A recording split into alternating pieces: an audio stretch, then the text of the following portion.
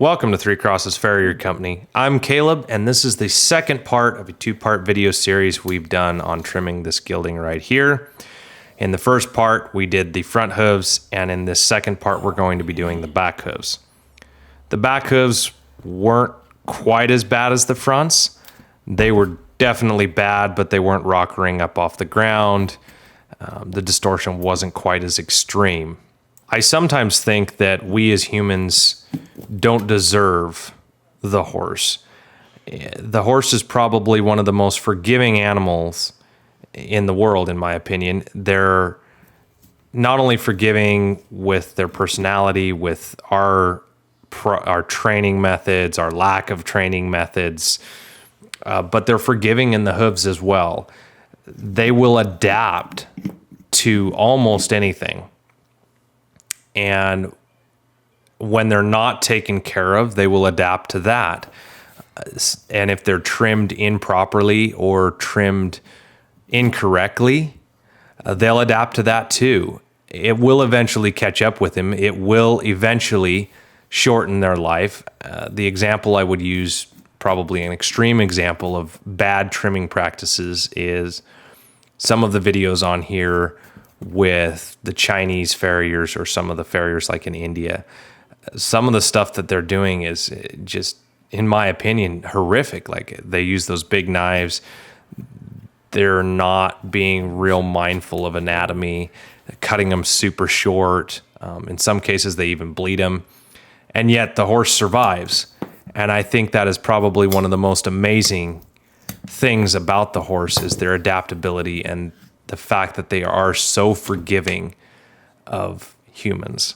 Now, in the first video, I talked about the fact that I suspected founder. The horse had a crusty neck. He was overweight. You'll see right here that he has some solar bruising right in the toe. You'll also see that the white line is wider and is distorted.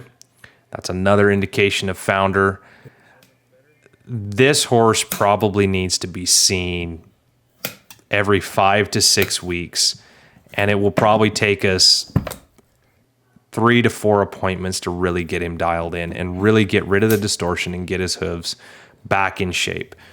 There's no reason that he can't be ridden again. I actually had several comments asking if he could be ridden again, and I think that the outcome for this horse, with proper care, absolutely, he can be ridden again. It disappointed me. I have not seen this horse since I took this video. It's been probably 2 months.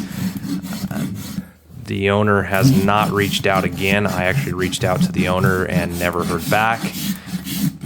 It's extremely disappointing. I can only care as much as owners will allow me to care. And in this case, like, this horse really has a lot of potential. I actually liked him. He was super green.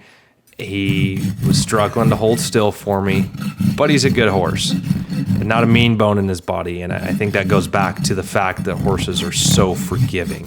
I've had comments in the past about weakening or taking away the integrity of the hoof wall. What I'm doing right here is getting rid of distortion. So I can see the hoof wall and the white line. I'm looking at that, looking at the distortion there. I'm rasping it so it's even all the way around. And then from the top, I'm rasping to that mark. This way I ensure that I don't take away the integrity or thin out the hoof wall, making it weak. You have to address flare. You have to. Otherwise, the hoof horn will continue to grow away or in a manner that we don't want it to. It will become distorted, and it will remain distorted unless we address the flare. And in this case, we have a ton of flare. The hoof wall is extremely distorted. So now we're going to do the second hoof. I was kind of mad at myself because I literally forgot to turn the camera on when I started trimming the hoof. Sometimes I get so focused on what I'm doing with the hoof that I forget all about the camera. And that's the way it should be. I should be more focused on the horse than I should be on the camera, but it's still annoying when I forget to push that play button before I start work. It would be really neat eventually to have someone film for me. I think that would make the content just that much better, and then I could focus on the horse entirely and not have to worry about the camera. So we're going to take the rasp, we're going to flatten the hoof. Here you can see that the white line is stretched. If you look at the hoof wall and the toe, you can see it's not only is it distorted, but if you look right behind that white, kind of, you see some pigmented hoof wall, and then you see some white hoof wall, and then you see that darker, almost bruised section behind it. That's the white line, and that white line is distorted. It's stretched. That's a classic sign of founder.